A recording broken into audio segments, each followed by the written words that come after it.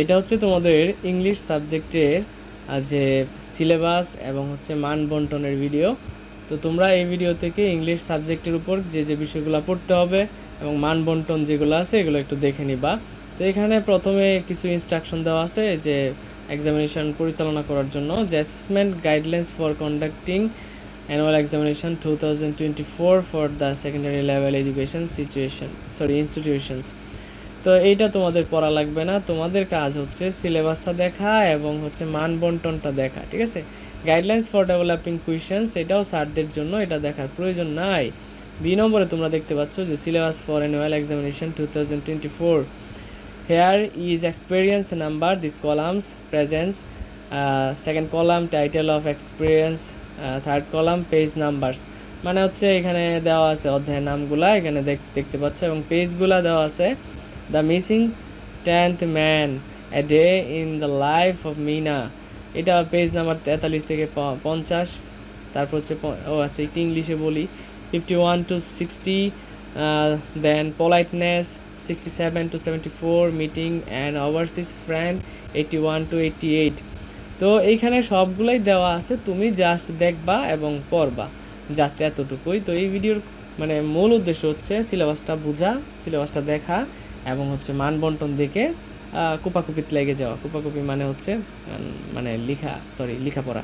তো এখানে দেখতে পাচ্ছি যে অনেকগুলো টপিক দেওয়া আছে। মিটিং অ্যান্ড ওভারসিজ ফ্রেন্ড 81 থেকে 88, মাই বুকস আছে 100 থেকে 104, আরশিস লেটার 105 থেকে 110, এ ফ্রেশ পেয়ার অফ আইস 111 থেকে 120, কিংলিয়ার 127 থেকে 134 পৃষ্ঠা। এগুলো হচ্ছে তোমার সিলেবাস। তুমি এই জায়গাটাতে একটা স্ক্রিনশট মারো, মাইরা তুমি খাতায় লিখে ফেলো, লিখে পড়াশোনা শুরু করে দাও, সময় খুব কম। দেন আমরা দেখতে পাচ্ছি অ্যাসেসমেন্ট ফরম্যাট। তো ফরম্যাট তো জানি যে 30% অ্যান্ড হচ্ছে 70%, যেটা অ্যাক্টিভিটির উপর নির্ভর করে, আর একটা হচ্ছে কি রিটেনের উপর নির্ভর করে। তারপর continuous assessment, task type and marks distribution, এই যে মার্কস ডিস্ট্রিবিউশন চলে আসছে। হোমওয়ার্ক থাকবে, মানে এই যে অ্যাক্টিভিটির উপর যেটা আছে আর কি, homework as specified by the teacher, এটা টিচার করে দিবে। তারপর ক্লাস ওয়ার্ক, ঠিক আছে, ক্লাস ওয়ার্ক থাকবে, ইন্ডিভিজুয়াল ওয়ার্ক থাকবে, গ্রুপ ওয়ার্ক থাকবে, completing table charts, flow charts etcetera থাকবে। As given in the relevant experience, see the syllabus in section B of text book. অর্থাৎ এই যে সিলেবাসটা দেওয়া আছে, এই সিলেবাসের মানে এই যে সিলেবাসটা, এই সিলেবাসের যে তোমার কি থাকবে, বিভিন্ন ক্লাস ওয়ার্ক থাকবে। তারপরে ক্লাস ওয়ার্ক বলতে এই যে টেবলস, চার্টস, হ্যাঁ, ফ্লো চার্টস, কমপ্লিটিং বিভিন্ন প্রজেক্ট থাকবে, এইগুলো আর কি। প্রজেক্টের নিচে ক্লাস ওয়ার্ক আর কি, ক্লাস ওয়ার্ক থাকবে। প্রজেক্ট ওয়ার্ক বা অ্যাসাইনমেন্টস আছে, যেটা তোমাদের স্যারেরা করে দিবে এবং তোমাদের এই যে সিলেবাসের ভিতরে থাকবে যেগুলো, এগুলো পড়লেই হবে আর কি। তিনটা মিলায় 30 মার্কস। এটা হবে কি, এই যে কন্টিনিউয়াস অ্যাসেসমেন্টের আন্ডারে, অর্থাৎ 30 মার্কস।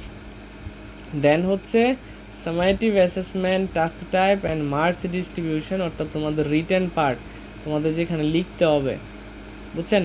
তো এখানে দেখো কি আছে, যে type of examination written, full marks হচ্ছে 100, টাইম হচ্ছে 3 ঘন্টা।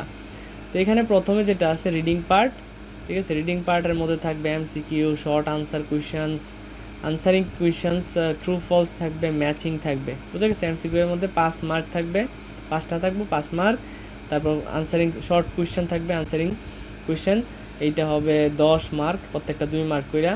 তারপর ট্রু ফলস থাকবে 1 কইরা 5, তারপরে 5টা 5 মানে 5টা থাকলে 5, ম্যাচিং থাকবে একটা 1 নম্বর কইরা, 5টা 5 নম্বর। তারপর হচ্ছে অ্যাপ্রিসিয়েশন পোয়েমস, এগুলো আছে যে এই কী বলে, এটা কবিতার উপর ডিপেন্ড করে দিবে আর কি। যে শর্ট আনসার কুয়েশনস 3টা থাকবে 2 নম্বর করে, 6 নাম্বার। 1 ওয়ার্ড নাম্বার আনসার একটা 1 নম্বরের জন্য। ম্যাচিং রাইমিং ওয়ার্ডস এগুলো থাকবে 6টা, প্রত্যেকটা আধা মার্ক করে থাকবো, কত 3, এই সব মিলায় হবে কত 10 নম্বর, ঠিক আছে। তারপর গ্রামার পার্ট আছে, গ্রামার পার্টের মার্ক হবে 30 মার্কস। 30 মার্কসের জন্য প্রথমে থাকবে পাংচুয়েশন অ্যান্ড ক্যাপিটালাইজেশন, 1 নম্বরের জন্য 10 নম্বর, ঠিক আছে, একটাই থাকবো এবং একটাই 10 নম্বর থাকবে, 10টা না সরি। তারপর হচ্ছে use of adjectives, writing synonyms, writing sentences, using adjectives, identifying adjectives and corresponding nouns in a given text. তো এখানে অ্যাডজেক্টিভ ইউজিং মানে ইউজ করতে বলছে। তো রাইটিং সিনোনিমস থাকবে, রাইটিং সেন্টেন্সেস থাকবে, হ্যাঁ সেন্টেন্স মেকিং আর কি, যেটা ওরে অ্যাডজেক্টিভ আছে, অ্যাডজেক্টিভ খুঁজে বের করা, এইগুলা থাকবে আর কি। এবং নাউনটাও নাবিজাবি থাকবো, পরে মোডাল থাকবো। এগুলা একটা হচ্ছে 15 নাম্বার, তিনটা করে 5টা থাকবে 15 নাম্বার, আর এইখানে 5টা থাকবো 1 নম্বর করে 5 নম্বর, টোটাল হবে 30 মার্ক। পরে হচ্ছে রাইটিং পার্ট, রাইটিং পার্টের মধ্যে থাকবে 35 মার্ক। এটার মধ্যে কী কী থাকবো, রাইটিং লেটার্স থাকবো, ইমেজ থাকবো, টেক্সট মেসেজ থাকবো, ঠিক আছে। একটা আইটেম থাকবো, একটার মার্কেই থাকবো কত নাম্বার, 12 নাম্বার। তারপর হচ্ছে রাইটিং স্টোরিজ 1 থাকবো, সরি একটা আইটেম থাকবো 15 নাম্বার, 15 নাম্বার, ঠিক আছে। রাইটিং ডায়লগস একটাই আইটেমই থাকবো, একটার মান হবে 8 নাম্বার, 8 একে 8, এই টোটাল মিলায় হচ্ছে কত, 100 মার্ক। এই হচ্ছে তোমার সিলেবাস। তো সিলেবাসটা ভালো করে দেখে নাও, এইখানে তোমরা স্ক্রিনশট মারতে পারো সুন্দর করে। আমি একটু স্লাইড আকারে দেখাই, হালকা স্পিডে যাবে। তো তোমরা দেখতে পাচ্ছ মার্কগুলা 25, 10, 35, 38 হচ্ছে 65, 65 আর 35 মিলে হচ্ছে 100 মার্ক। ভালো করে পড়লে ইনশাল্লাহ 100 থেকে তুমি 90, 80 পাইতে পারো, ব্যাপার না ইনশাল্লাহ। তো এই ছিল সিলেবাস।